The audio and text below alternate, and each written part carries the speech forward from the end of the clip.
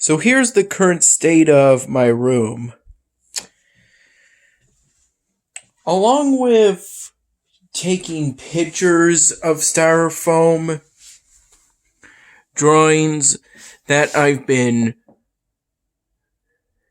finding in the basement, within the basement there's one section in which they're out in the open completely, and then there's a section, and that section makes up, I believe, the majority of them, or at least the most significant chunk of them, in which they're stored within boxes that have, if I recall, papers stacked on top in order to try and protect them from things like insects, dust, and other potential hazards. The majority of the styrofoams I took a picture of today came from that out in the open section. I have a lot of markers out because, for one thing, I got a lot of markers for my Christmas presents last year, technically. And these are the Christmas presents that I got in this box that I described. I described putting my most of my Christmas presents inside a box for today's my dinner. Though it might be a while before both that video and this video get uploaded to my YouTube channel, because I'm currently in the process of uploading a 2-hour and roughly 25-minute video to YouTube, and that is the Christmas Day 2020 footage.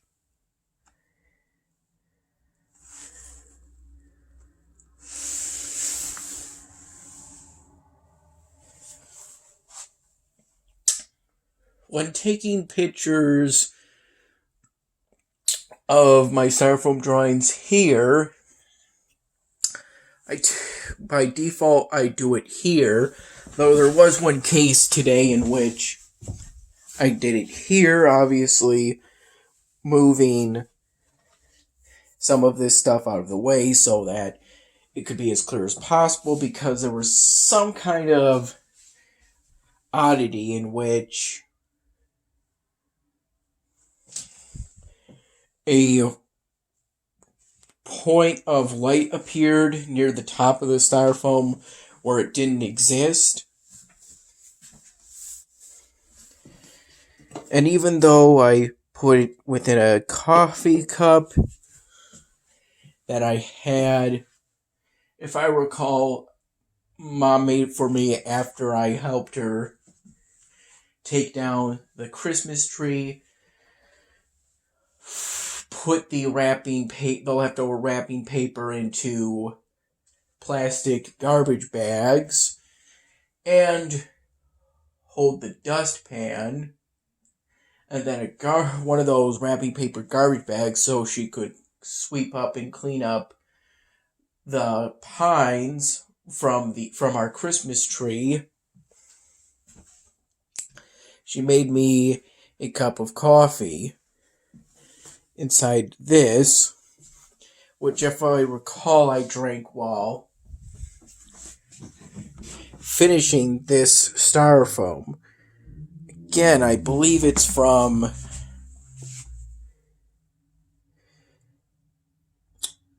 likely I first started it within 2019, likely. Most likely, though, it's mid to late 2019.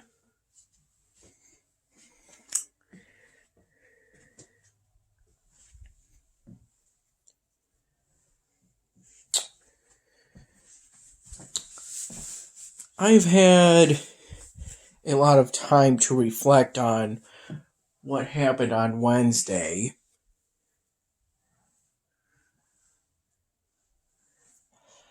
I happened to witness it firsthand because my mom encouraged me to watch a live video of the pro-Trump rally that immediately preceded the storming of the U.S. Capitol building by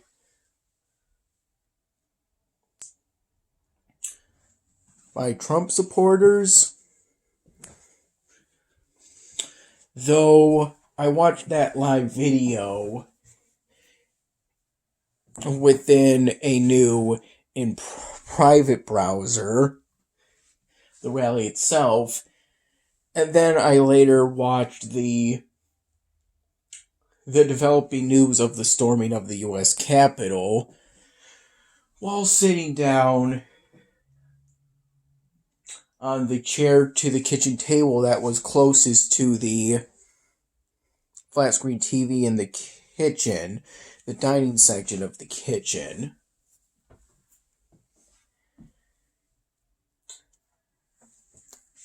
It took quite a bit of time for the enormity of that moment to really sink in.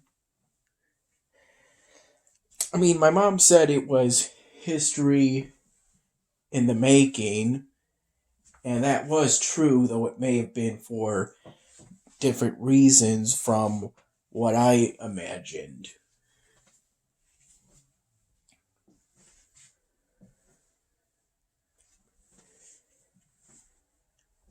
It was pretty frightening, and while watching the developing story break out, I was afraid that it was going to become even more violent than it ended up being. While watching the developing story, I felt that the storming was relatively peaceful, though that may have been because of how much restraint the U.S. Capitol Police exercised in comparison to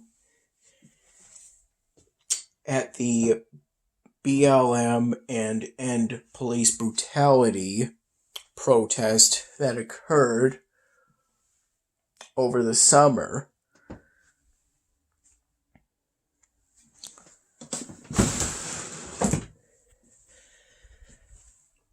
It seems most likely the motive for that was an attempt to appeal to the base. That seems to be the most reasonable explanation for it. I mean, ever since I've been following the news quite a bit,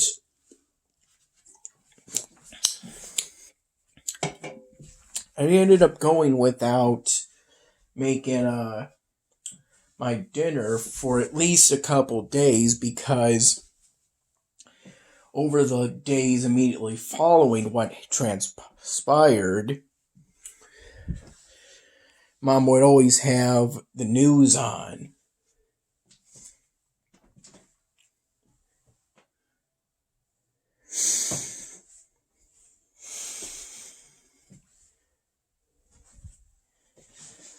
Obviously, it reminds me of what went down in Charlottesville. I think it was either back in 2017 or 2018. But ultimately, it came to remind me of that because in both cases, right-wing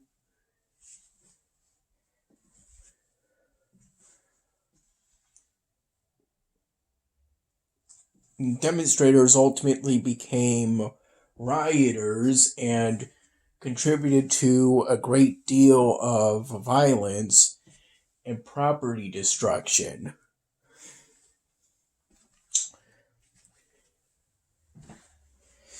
It's a good thing that not too many of those valuable paintings within the Leda, I'm not sure if I'm pronouncing that correctly or not, were seriously damaged. Although it wasn't good for, even though at this point he's obviously a lame duck president, technically still president, hasn't been even impeached yet, although the House is working quickly to do that.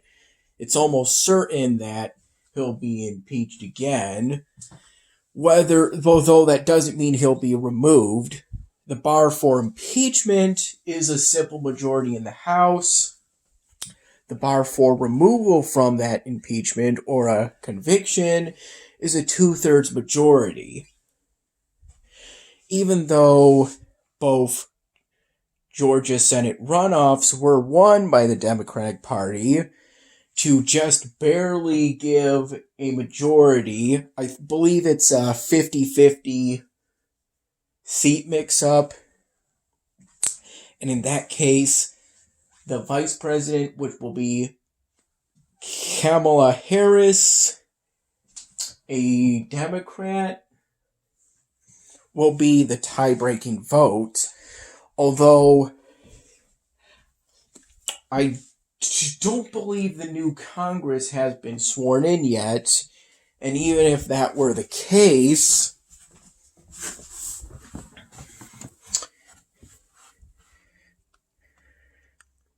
I don't have all that much hope that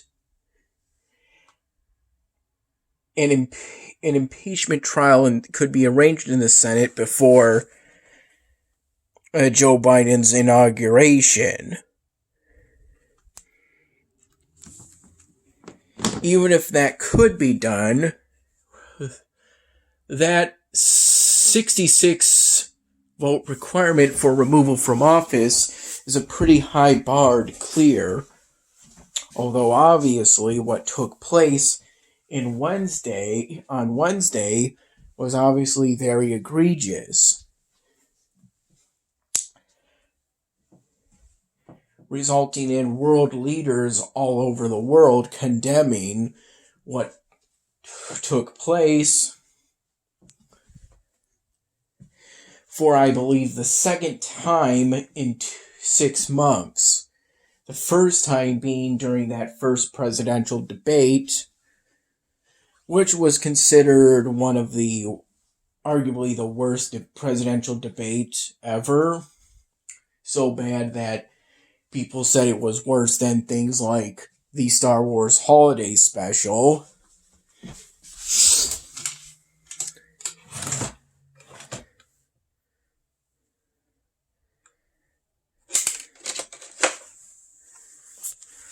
I have quite a few flash drives in here. Most likely, though, these flash drives contain virtually all of the Dan Hamming episodes I've uploaded to YouTube as of right now.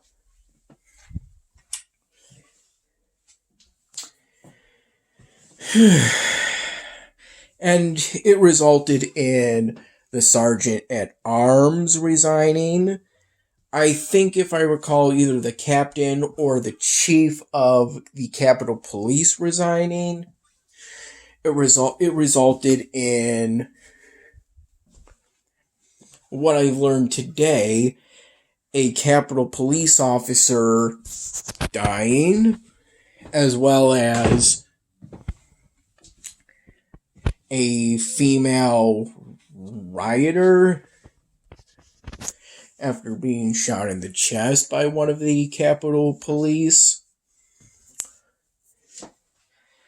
Although even the clearing of the protesters didn't seem that violent, because most likely It was them that stormed the U.S. Capitol and not BLM activists. So ultimately, what took place on Wednesday serves to highlight the effects of privilege and institutional racism.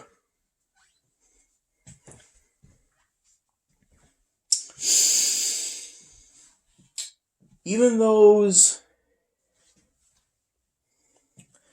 the reactions ultimately range from calls to remove the president to condemnations of the president. There were a few voices that dismissed what took place on Wednesday, though just a few.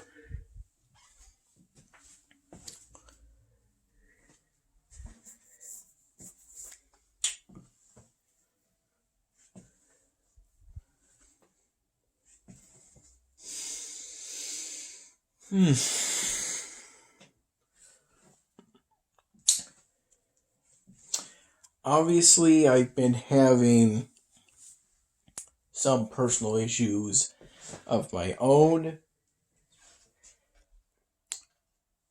My mom got a phone call with my sister at Target, which ultimately led to me having some concerns about whether or not she would be able to get a lease for an apartment or not. At some point, it would be a good idea for me to call my sister and have a discussion at some point. Although typically I'm going to have to wait on that. I've had most success with calling my sister somewhere at around 11 p.m. And then later on I got calls regarding one of my mom's sisters named Tammy, who from my last heard is currently in the ICU, despite a slight improvement to her condition. From what I heard, she got COVID. I'm assuming it's the original strain that first appeared in Wuhan and not the variant that first appeared in the UK, from what I've been told by the news.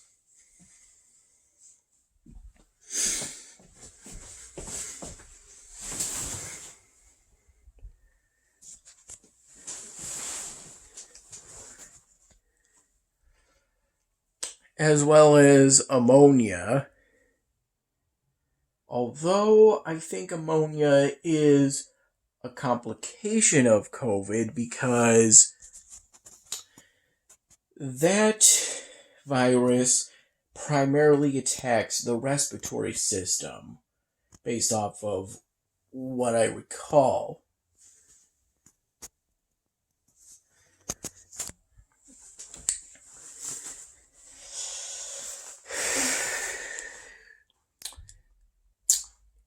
In regards to my final thoughts regarding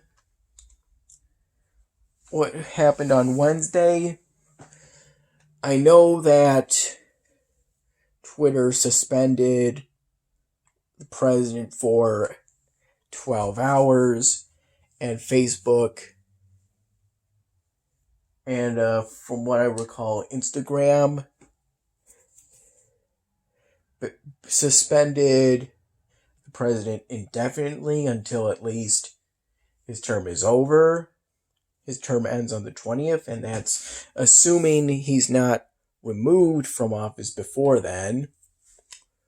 From what I've heard, the House will have the new articles of impeachment ready on Monday.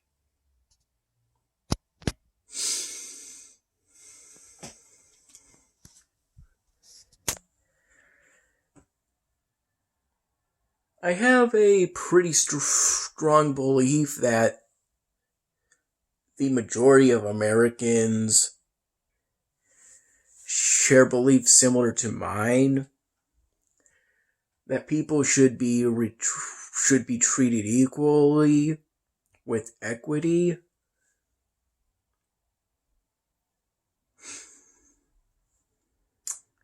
And that generally results in your success in life being based off of merit and your character. Although obviously it should be recognized that people sometimes make serious mistakes.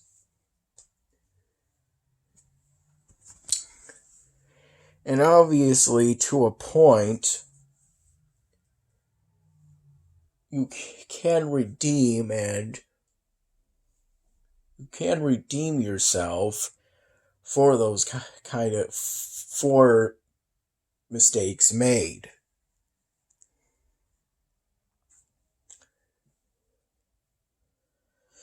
Although obviously for severe mistakes, there's obviously a price to be paid based off of what I feel.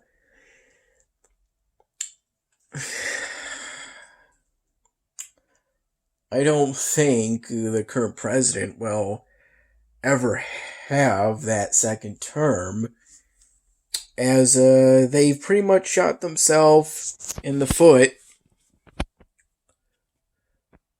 pretty much guaranteeing no Democrat ever supports them, as well as losing support from the Republican Party, even among those who voted for them and longtime supporters of them. And I heard a few cases based off of a news article in which even some of the rioters were remorseful for what they did.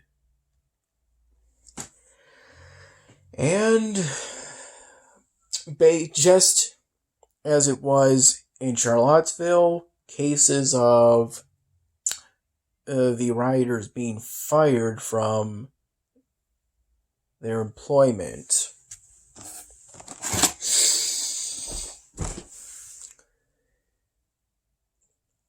I've not seen a Wikipedia article based off of what happened on Wednesday. It left me pretty scared for a pretty long time.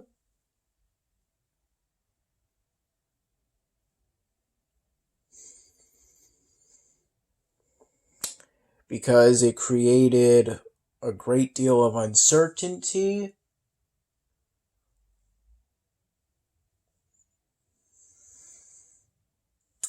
And I'm just hoping that this is the final spark that's needed to ultimately create progressive change within the United States that goes beyond a temporary crackdown on hate speech. I'm just hoping this is the final push that's needed to create serious efforts at unifying not only the people of the United States, but also improving our relations with countries that we ended up alienating during the current president's term that's going to be ending very soon. Such as the EU to a point. Obviously China. and also North Korea to a point, though there was a point in which relations between the United States and North Korea seemed to improve.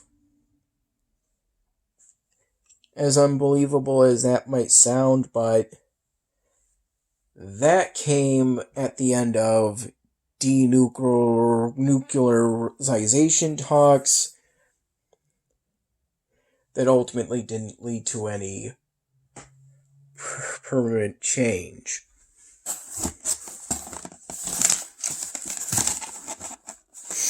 I got this card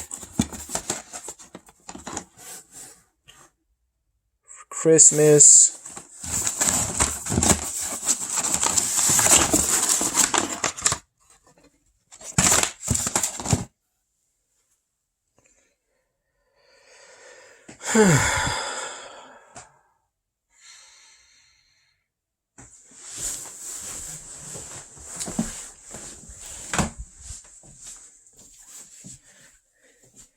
I kind of just wanted to take this time to try and share my honest thoughts regarding what occurred. Because I have different viewpoints from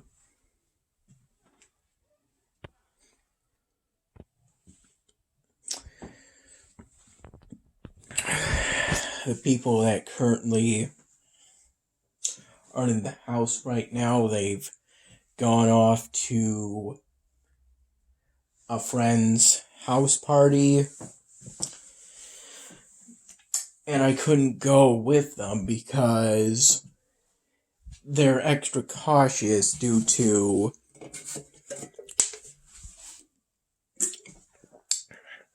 a combination of the ongoing COVID-19 pandemic, as well as the fact that one of the friends has asthma, so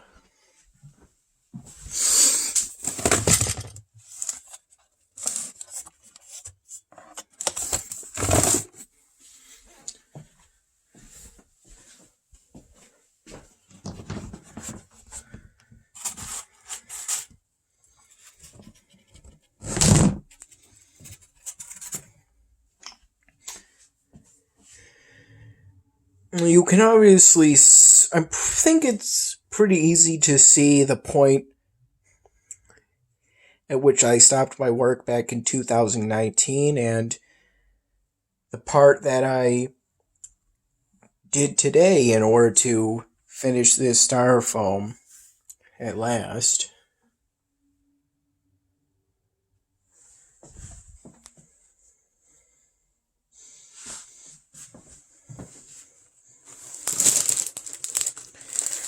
This laundry bin is